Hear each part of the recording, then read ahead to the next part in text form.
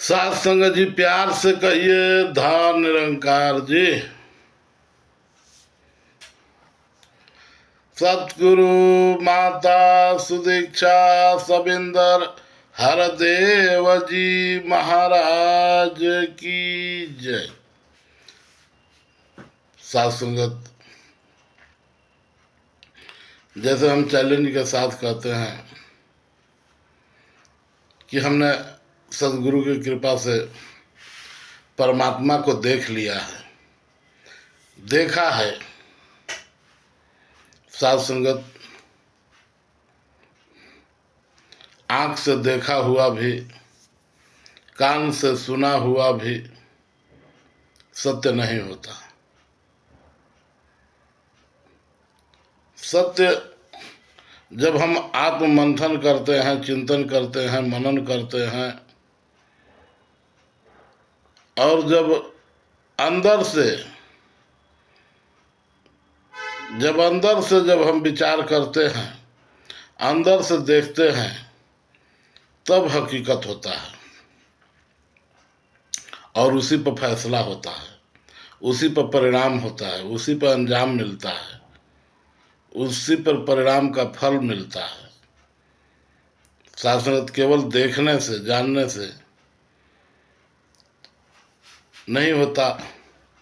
साथ संगत, देखा हुआ सत्य नहीं होता है, ऐसा कैसे होता है? साथ संगत, ऐसे ही होता है।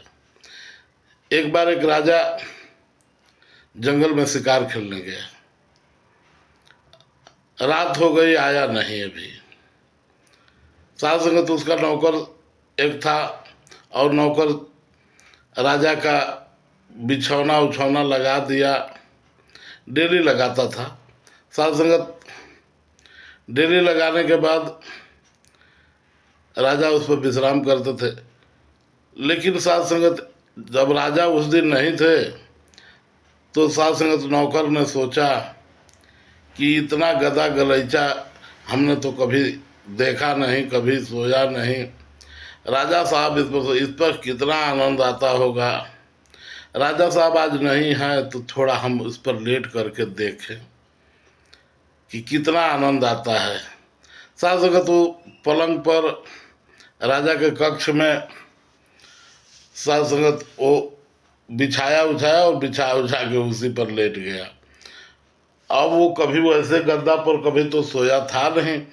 अब वो सोया, उसको थोड़ी देर के बाद नींद आ गई और सो गया। साथ संगत, सोने के बाद काफ़ी देर के बाद महारानी, राजा की रानी जो थी, वो देखते देखते कि राजा साहब आए हैं, कि कब आएंगे कब आएंगे, कब खाना खाएंगे। जब आकर के उनके कक्ष में देखती है तो उस पर कोई सोया है। वो सोची कि राजा थके हुए हैं, शिकार खेल के आए हैं, तो जाने दीजिए, सोने दीजिए। खाना वाना लेके गई और जाके पलंग पर बैठ गई। बैठने के बाद धीरे धीरे धीरे धीरे अब उनको भी नींद आने लगा, तो वो भी नौकर के पास वो भी सो गई। नौकर चादर ओढ़ रखा था। चादर में बाद जब थोड़ा भोर हुआ तो जब ठंड थोड़ा लगने लगा तो वो भी अब चादर में घुस गई। जब थोड़ा और सुबह हुआ, दोनों लोग सोए हुए हैं, इंतजार में थोड़ा देर तक सो गए। तब तक राजा आ गया सुबह।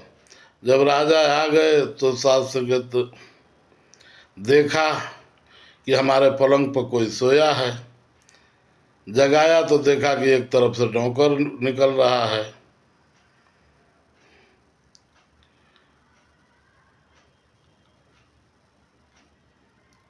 नौकर तो डर से भागा और साथ संगत बाद में जब चादर हटाए तो देखे कि रानी। अब उन्होंने तो, उनके मनों में बहुत अनेकों प्रकार का संदेह हुआ, लेकिन रानी को पता नहीं था कि ये इस पर नौकर सोया है। साध संगत, जब राजा मंत्री को बुलाए, मंत्री से पूछे कि हमने ऐसा ऐसा देखा है। मंत्री ने कहा कि हाँ, तो इसका दंड बताइए, क्या होगा, क्या करना चाहिए मुझे। मंत्री जो है नौकर से मिला, नौकर ने बताया, अपना सही सही बात बता दिया जैसे जो हुआ था। साध संगत, फिर रानी से मिला। रानी से मिलने के बाद उनसे तो वो तो इनकार कर गई कि हम नौकर के साथ सोई नहीं, हम राजा के साथ सोई थी पलंग पर। थोड़ा उठने में लेट हो गया। साध संगत, मंत्री समझ गया कि हकीकत क्या है। अब चिंतन किया, मंथन किया।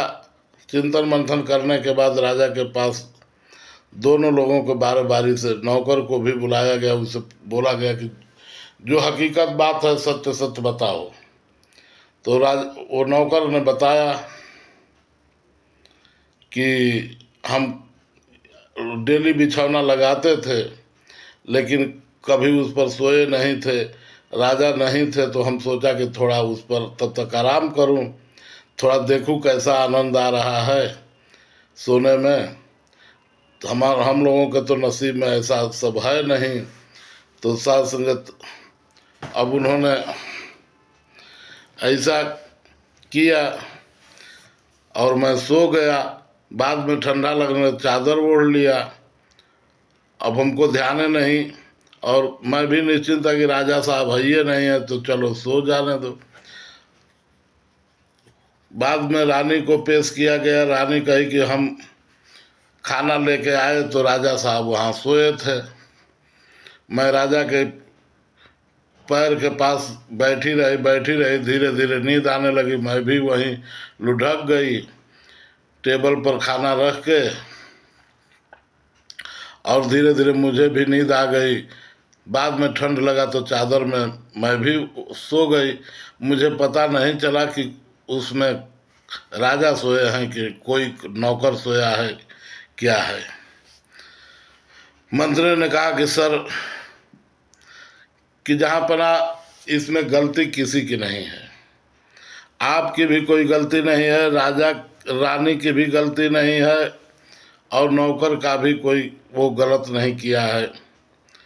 तो इसलिए इन तीनों को माफ़ कर दिया जाए, दोनों को। और वास्तव में हकीकत कुछ और है।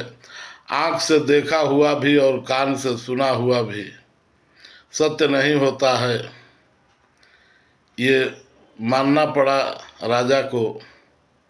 और साध संगत, तो उसी प्रकार साध संगत, हम जिसको सामने देख रहे हैं कि ये निराकार पार ब्रह्म परमात्मा है जो हाथों में दिखाया गया, वो तो इशारा किया गया, लेकिन साध संगत हम पूर्ण रूप से परमात्मा को देख नहीं पाते, क्योंकि ये परमात्मा इतना विशाल है, न इसका आदि है, न अंत है, न मध्य है, न ओर है, न छोर है।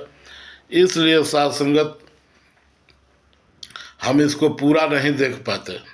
और जब तक इसको पूरा नहीं देखेंगे तो जो दिव्य दृष्टि कहा जाता है, अंतर मन से यदि हम इसको देखेंगे, विचार करेंगे, मंथन करेंगे, चिंतन करेंगे कि सारे ब्रह्मांड इसमें बसे हुए हैं, तो साध संगत तब इसका आभास होगा, इसका अनुभव होगा, इसका एहसास होगा। तो साध संगत, यदि ऐसा एहसास हम करते हैं, तभी वास्तव में हम परमात्मा के अनुभवी, परमात्मा का ज्ञान मुझे समझ में है। और नहीं तो साध संगत ज्ञान लिया, समझा नहीं गया, न मन का मोह, पारस तक पहुँचा नहीं रहा लोह का लोह। साध संगत जी, प्यार से कहिए, धन निरंकार जी।